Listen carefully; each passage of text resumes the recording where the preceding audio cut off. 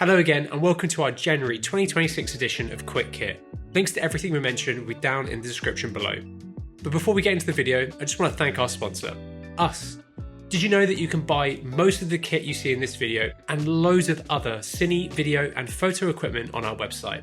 We sell and ship globally, so if you've been eyeing up a new bit of kit, please use the links in the description as it really helps us keep doing these videos. Oh, and if you haven't subscribed, please consider doing so. Anyway, let's get into it. Nikon has released firmware version 1.1 for the ZR. The ZR is a unique little camera, but when we looked at it last year, there were several key improvements that we thought it needed to be a more complete video camera. And in this firmware, it's great to see Nikon improving the camera in a few ways specifically for video shooters. First off, the camera now supports wired timecode via the 3.5mm mic jack input. They have also extended the maximum recording time past the previous 125-minute limit to 360 minutes or 6 hours, which is a great change to see. Exposing the camera was something I complained about in our review, and they have added a new warning line on both the histogram and waveform, which is this red line. This indicates the clipping point when filming in R3D NE. This should make exposing the camera a little bit better and help reduce accidental clipping. I would still love to see some other changes with the exposure tools though. You can also now decide whether or not the green light for knowing whether the camera is on or off can be kept on. We've had this a few times where the green light goes off and you don't know whether the camera is on or off.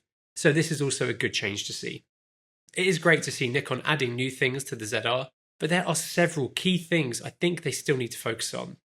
Fingers crossed, behind the scene they are working hard, as this camera could be even better with a few small changes. The firmware is available to download now via the link in the description below. DJI have announced their latest gimbal, the RS5. This builds on the RS4, but there is one key feature that the RS4 doesn't have: the ability to track any subject, not just predefined ones. Though the RS5 still does have person, vehicle and pet recognition. This tracking allows the gimbal to move as your tracked subject moves in the frame, which can be very helpful. It weighs 1.46 kilograms, has a max payload of 3 kilograms, which is the same as the RS4, and has improved battery life. The motors are stronger compared to the RS4, and it has a new stabilizing algorithm which should improve performance. It's available to order now for £485 gimbal only, or $619 for the bundle. DJI also released new firmware for the Osmo Action 6. This includes the ability to record in 8K, though it is slightly limited, added gesture control, a new upload feature, and a bunch more. And that's available to download now as well. Aperture has announced 2 new fixtures into their Nova series of lights. This includes the Nova 9 2x1 and the Nova 2 1x1. The Nova 2 1x1 is a 1x1 version of the Nova 2, which we have seen at some previous trade shows last year. It's not too surprising to see a 1x1 version of the Nova, given how popular the 1x1 format has been over the years. Like the Nova 2, it uses Aperture's excellent Blair CG color engine, has a 35-degree beam angle, 500 watts of output, and some solid-looking photometrics. The Nova 9-degree 2x1 shares a lot with the Nova 2, but has an array of lenses on the front to give it a really focused 9-degree beam angle, which will make it great for outputting loads of focused light over large distances. It uses Aperture's Blair light engine, has a CCT range of 1800 to 20,000 Kelvin, and according to Aperture's photometrics, it will output roughly 8,340 lux at 10 meters when set to daylight. They are both available to pre-order now. Canon has released a range of new firmware for the R5C, C70, C80 and C400. There's a lot of updates that are shared across all of these, but there's some specifics here as well. Here's a full list for each camera. There's some really good stuff here, like the C400 getting open gate recording, the ability to enable a view assist in playback, improved focus peaking performance, and a bunch more. They are all available to download now on Canon's site. The C50 has also been Netflix approved, which is cool to see. We've now got one in our studio that we started using alongside our other Canon cameras as well. Sony has announced the A7 IV. This new camera features a new, never used before 33-megapixel sensor paired with their latest XR2 processor. It can capture 4K 60 in full frame and 4K 120 when cropped in 42 10-bit. It has an updated stabilization system rated up to 7.5 stops, improved autofocus performance and detection modes, and all the regular recording modes and color profiles we expect in a Sony camera now. It also has a new heatsink design which should improve cooling performance, and it has seen a bunch of photography improvements as well. It's priced at £2,799 and is available to order now on our website. If you want to learn more about this camera, check out our full first look video we published when it was announced. Sony have announced a range of new firmware for a bunch of their cameras. This includes the Venice 2, Burano, FX6 and FR7. The FX6 and FR7 firmware were announced a while back, but we now have expected release dates attached to them of February for the FR7 and March for the FX6. This looks like a decent upgrade for both of these cameras, especially the FX6, which will be getting an updated shooting screen layout and support for Blackmagic RAW external recording. Version 3 for the Burano adds a bunch, including a new full-frame 5.8K 6x5 mode and Super 35 crop 3.8K 16x9 mode, which will be able to shoot up to 120 frames per second.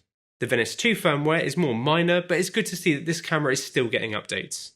The Venice 2 update is expected to release in February and the Burano a bit later in May. The Fujifilm Eterna has been on the market for a little bit now, and we've seen a few new accessories come out for it this month. This includes Mid-49's XLR module and a range of rigging from Arri for it as well. It's also now IMAX certified. This is a very special certification that only has a few limited cameras in it, and it's cool to see the Eterna added to it as well. Fujifilm have also released new firmware for the Eterna, which improves a bunch in the camera, and it also adds support for external RAW, which the Ninja TX and TX Go can now record with firmware 12.21. We are going to review this camera, so please let us know any questions down below. I am keeping track of them. Thank you for your patience. Fujifilm also released this interesting little camera, the Instax Mini Evo. This is a pretty unique camera as it's essentially an instant camera, smartphone printer and video camera combined into one unique package. It also has this unique errors dial, which offers 10 different decades which have unique effects and presets based on the time period. Within the chosen error, you can also fine-tune the image to different degrees as well. This is a really interesting way of offering people different looks straight out of camera for both photos and video. You can easily switch between photo and video via a switch on the side of the camera. In the video mode, you can capture up to 15 seconds, and then in Fujifilm's Evo app, you can combine them together into longer edits. It has a built-in zoom, self-timer, and can even be shot remotely. It's got loads of interesting features that honestly make it look like a pretty fun camera to use, and it's priced at £329. Would you grab one of these? Let us know in the comments below. Next month, we will be at the fantastic BSC Expo on the 13th and 14th of February. We will have a stand there where you'll be able to meet our fantastic team, showing off all of the excellent services we offer. Our lens bar is also back again, which is where you can find me over the weekend. So if you want to come and say hi and chat, please do. On the Friday morning, we will also have our pre-show open house at our London showroom, where you can see all the latest tech solutions and talk to our team of specialists. If you want to sign up for your free pass, you can via the link in the description, and I'll see you there. We've finally received our demo set of Dulens APO Cambrian Cinema Primes. These new lenses have been designed for new medium format sensor size cinema cameras like the Eterna, Alexa 265 and Ursa Cine 17K. There are currently 6 in the set, ranging from 24 through to 105mm, all of which are T2. And they are very compact and lightweight given their image circle and T-stop, and corner to corner they perform very well. They have a little bit of fall off wide open, but stopping down does improve corner performance. They have a really nice look to them, a decent flare, and because of their APO design, they have very low amounts of chromatic aberration. Considering all of these factors, they are priced pretty well at £9,800 including VAT for the 6 lens set, or roughly £1,850 for single focal lengths. We have them available to test in our UK and European showrooms now, and they are also available to pre-order on our website.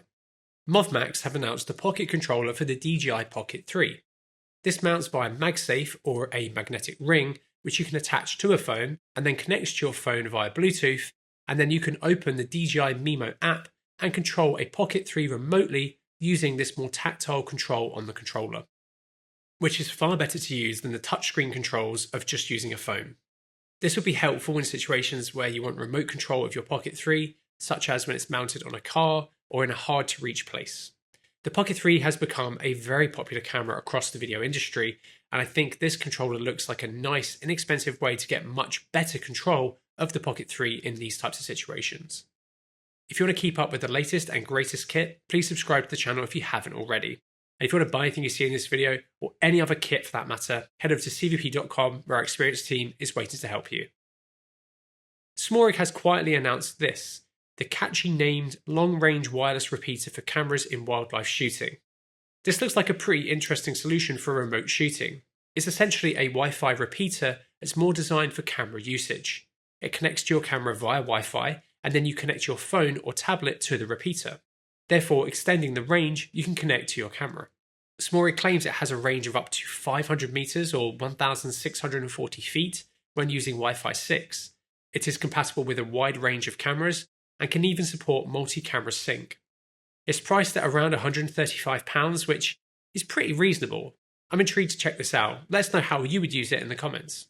Sigma have finally started shipping the Cine AF 28-45mm T2.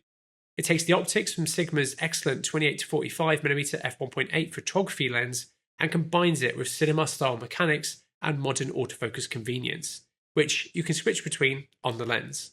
Sigma have taken their photo lenses and cinevised them a few times previously, but this is the first that combines their latest autofocus system with a cinema-style housing. This means it will be able to slide into Cine-style workflows and also allows users to take advantage of the excellent autofocus systems inside a range of modern cameras.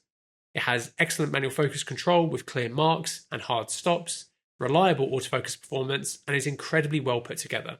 The image it can capture is just as nice as the photo version. If you want to learn more about this lens, check out our full video we released last year, and it's available to order now on our website for £2,599.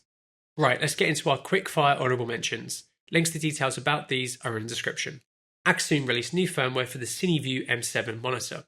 Argentine announced their 0.75 wide-angle adapter for their lenses. Apple released their new Creator Studio series of creative software. Arri released SUP 5.2.1 for their Alexa 35 cameras. Behringer announced their new Flow 4V 10-track 32-bit float-capable field recorder. Benro announced the NE1 electronic ND kit. Blazar released their latest lens in their Mantis 1.33x anamorphic series, a 135mm t3.2. Blackmagic announced Camera Update 10, which adds a bunch to the Pixel 6 and 12K, and Ursa Broadcast G2. Bright Tangerine released a bunch, including the left field mini baseplate, a new 15mm lightweight support, and new range of accessories for the Red Komodo cameras. Dell announced the UltraSharp 52, a massive 52-inch curved monitor. The FocusBug OV1 is finally shipping and will be on display at BSC with us. GeckoCam have announced their Ayana 65 series of 65mm coverage cinema lenses. Glyph announced the Atom EX20 and EX40 external SSDs. Godox released a bunch of new lighting fixtures. Insta360 released 2 new webcams, the Link 2 Pro and 2C Pro. Nanlux announced a NL to BE mount adapter. Nikon released the Nikkor Z 24-105mm f4 to 7.1 and firmware 5.3 for the Z9. PGY Tech announced the One Pro Ultralight backpack. Polar Pro released the CineFlow motion filter, which looks pretty cool. Shure released the MV88 USB-C stereo mic. SmallHD released PageOS 6.3 for their monitors, which looks great. SmallRig announced a S70 wireless mic. Sony released firmware version 4 for the Alpha 1. Thypoc announced the Kasana 21mm f3.5 lens. Tribe 7 have announced the Obscura 37, a new PL mount 37mm pinhole lens. Vaxis released their Transcom intercom system. Viltrox announced a new lens, the AF 35mm f1.2. And lastly, Zoom released firmware for their Essential series of recorders. If you enjoyed this, please make sure you subscribe ready for next month's quick kit, and let us know what kit you've picked up this month in the comments below. And thank you so much for watching.